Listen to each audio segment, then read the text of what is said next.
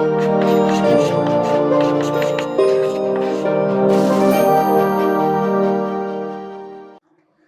Friends, इस video में हम बात करेंगे कि तब क्या होता है जब हमारा सप्लाई कर्व शिफ्ट हो जाता है और डिमांड कर्व शिफ्ट नहीं होता।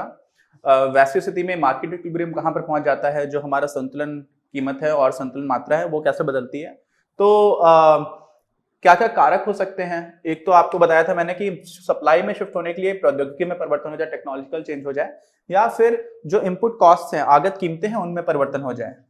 और अगली बात क्या थी, बाजार में आकार, जो बाजार का आकार है वो बदल जाए, और किस साइड से, फर्म्स के साइड से, मतलब बहुत सारी और कंपनीज आ गई बाजार में या फिर कंपनीज कुछ कम हो गई। तो अगर नंबर ऑफ सप्लायर्स, जो लोग सप्लाई कर रहे हैं, उनकी संख्या कम हो जाए, बदल जाए या बढ़ जाए, दोनों मतलब कुल मिला के बदल जाए, परिवर्तन हो जाए, तो वैसी स्थिति में भी हमारा सप्लाई कर्व शिफ्ट हो सकता है। अच्छा, तो दो तरह की शिफ्टिंग है। यहाँ पर हम लोग क्या कर रहे हैं, दाहिनी ओर शिफ्ट हो गया है। पहले आपका ये SS0 था, फिर क्या हो गया, SS1 हो गया, तो दाहिनी ओर शिफ्ट हो गया, ये आपका दाहिना हाथ है। अच्छा, और यहां पर देखिए, यहां पर क्या हो रहा है, यहां पर बाईं ओर शिफ्ट हो रहा है। पहले SS0 था, फिर SS2 हो गया। ठीक, दोनों स्थितियों में क्या होता है हम देख लेते हैं। फिर किस किस कंडीशन में किस तरह का कारक, जो कारक क्या है, ये पैरामीटर्स, इसमें किस तरह का चेंज होगा तो ये स्थिति हो रही होगी, उसको बाद में देखते हैं। तो चलिए, लास्ट वीडियो से बहुत ही फटाफट 1-2 मिनट का काम है। सबसे पहले भाई देखो, ये SS0 है, ठीक, ये आपका DD0 है। डिमांड कर्व चेंज नहीं होगा तो ये ऐसा कैसे बना रहेगा। पिछले वीडियो हम लोगों ने क्या किया था, डिमांड कर्व को चेंज किया था। यहाँ पे डिमांड कर्व एक ही रहेगा। दो क्या दिख रहे हैं अपने को, सप्लाई कर्व, और दोनों सप्लाई कर्व में क्या हो रहा है, एक ही है पहले वाला, बाद वाला ये है। हुआ क्या कि पहले जब ये सप्लाई कर्व है और ये डिमांड कर्व है, तो ये तो आपका क्या हो गया, इक्विलिब्रियम पॉइंट इनिशियली। कब, एकदम प्रारंभ में। ठीक है, इसको हम लोगों ने नाम दे दिया Q0। ठीक, तो Q0 आपका संतुलन मात्रा है और P0 आपका क्या हो गया, संतुलन कीमत। अच्छा, अब क्या हुआ, अब अचानक से किसी कारण, किसी भी कारण से सप्लाई जो है वो बढ़ जाती है। बढ़ जाने का मतलब क्या हुआ, दाहिनी ओर शिफ्ट हो जाती है। यहां से यहां बढ़ना क्यों बोलते हैं, हर प्राइस लेवल पर, पहले इस वाले प्राइस लेवल पर सप्लाई कितनी थी, इस वाले कर्व से देखोगे तो इतनी थी, लेकिन जैसे ही ये वाला कर्व आ गया वैसे सप्लाई कितनी हो गई, यहां तक हो गई। इसका मतलब क्या हुआ, ये जो रेड कलर से कर रखा है, शायद बहुत अच्छे से नहीं दिख रहा होगा, ये E है, और मान लेते हैं इसको नाम दे देते हैं हम लोग I। तो E से लेकर के I के बीच की जो दूरी है वो क्या हो गई, वो हो गई आपकी एक्सेस सप्लाई। सप्लाई बढ़ गई, क्या हो गया, इसको हम लोग क्या बोलते हैं हिंदी में, अधिपूर्ति। तो अधिपूर्ति को आप E और I के बीच में जो दूरी है उसी को भी क्या बोला जा सकता है, Q0 से लेकर के Q0 डैश। ये रेड कलर से मैंने मार्क किया हुआ, क्या लिखा हुआ, ये Q0 डैश। ये जो दूरी है ये क्या हो गया, ये हो गया आपका एक्सेस सप्लाई। और ये एक्सेस सप्लाई क्या करेगी, एक्सेस सप्लाई का मतलब हो गया कि फर्म्स ने सामान बना दिया, बिक ही नहीं रहा है, बहुत सारा सामान पड़ा हुआ है, तो अब फर्म्स दाम को गिराने के लिए मजबूर हो जाएंगे। कम पैसे में सामान तो बेच दो। तो जैसे ही प्राइस आपका कम होना स्टार्ट होगा, क्या हो जाएगा, प्राइस कम होना स्टार्ट होगा, होता जाएगा होता जाएगा होता जाएगा, एक ऐसे लेवल पर जाएगा जहां पर ये जो नया सप्लाई कर्व है ये पुराने डिमांड कर्व को काट रहा हो, तो हम लोग को पॉइंट मिल जाता है F। और ऐसे में हुआ क्या, जो नया लेवल मिला वो मिला अपने को Q1। तो जो नया संतुलन मात्रा है, नई संतुलन मात्रा, वो Q1 हो गई, 0 से लेकर के Q1, ये आपकी इतनी मात्रा रह गई। अच्छा, और नया प्राइस लेवल क्या मिला, P1। तो इसमें एक चीज देखो, यहां पर क्या हो रहा है, डिमांड में अगर डिमांड कर्व शिफ्ट कर रहा था तो या तो प्राइस और क्वांटिटी दोनों बढ़ रहे थे या दोनों ही कम हो रहे थे। यहां पर क्या हो रहा है, प्राइस तो कम हो गया लेकिन आपकी क्वांटिटी सप्लाई बढ़ गई। देख रहे हैं, ये परिवर्तन इधर से नीचे की तरफ हुआ और ये आगे की तरफ हुआ, यानी कि यहां पे जो परिवर्तन है प्राइस और क्वांटिटी में, संतुलन मात्रा की बात कर रहे हैं, संतुलन कीमत और संतुलन मात्रा, वो दोनों ही की दिशा पर उल्टी है। मतलब प्राइस कम हो रहा है तो क्वांटिटी, संतुलन मात्रा बढ़ रही है। अच्छा, अगले वाले केस में भी देखते हैं। तो यहां पे आपको समझ आएगा ये क्या था, ये आपकी एक्सेस सप्लाई है, बस यहीं से बात स्टार्ट होती है। क्योंकि प्रिवेलिंग प्राइस चल रहा था, प्रिवेलिंग प्राइस समझते हैं कि बाजार में कीमत तो P0 ही थी, तो P0 जब कीमत बनी रही और एकदम से शिफ्ट हो गया तो ये इतनी अचानक से क्या आ गई आपके पास, एक्सेस सप्लाई आने लग गई, उसकी वजह से प्राइस नीचे जाने लगा। दूसरे केस में क्या हुआ, दूसरे केस में आपका जो सप्लाई कर्व है वो क्या कर रहा है, बाईं ओर जा रहा है। बाईं ओर जाने का मतलब क्या हुआ, सप्लाई कम हो गई। अच्छा, तो क्या होगा, पहले आपका SS0 था और DD0, ये तो स्टार्टिंग की बात है, तो ये पॉइंट आपने नाम दे दिया E। ठीक, Q0 आपका संतुलन मात्रा का स्तर है और P0 जो है वो आपका क्या है, संतुलन कीमत, इक्विलिब्रियम प्राइस। अब क्या हुआ, किसी भी कारण की वजह से बाईं ओर शिफ्ट हो गया। बाईं ओर शिफ्ट होने का मतलब क्या हुआ, हर प्राइस लेवल पर जितनी सप्लाई की जा रही थी वो कम हो गई, तो बाईं ओर शिफ्ट हो जाएगा कर्व, यहां से इधर आ गया।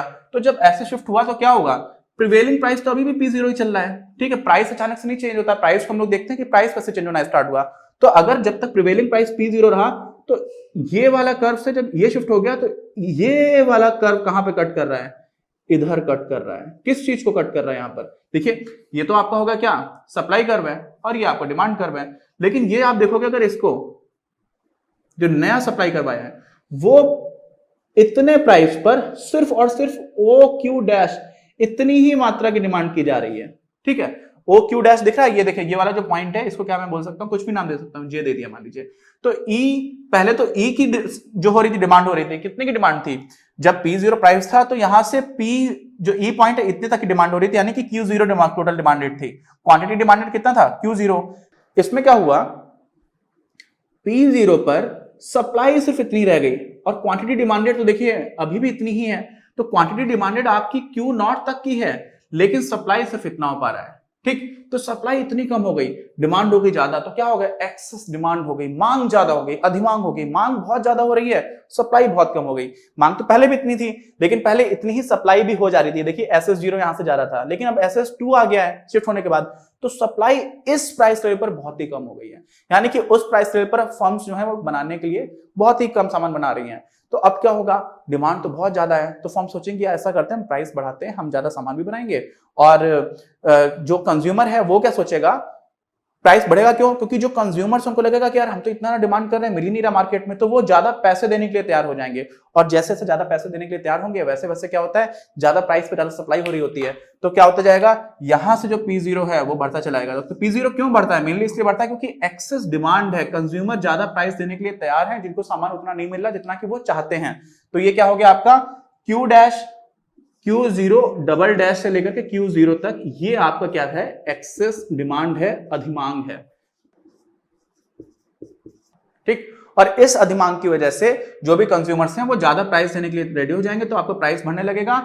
और देखिए हो क्या गया, ये Q0 था, बाद में कुल मिलाकर के जो नया आपका SS2 था, पुराने वाले को यहां पे कट कर रहा है, इस पॉइंट को नाम अगर हम G दे देते हैं, तो क्या हो गया, नई जो इक्विलिब्रियम क्वांटिटी आई, संतुलन मात्रा आई, वो आ गई Q2। कितनी आ गई, Q2।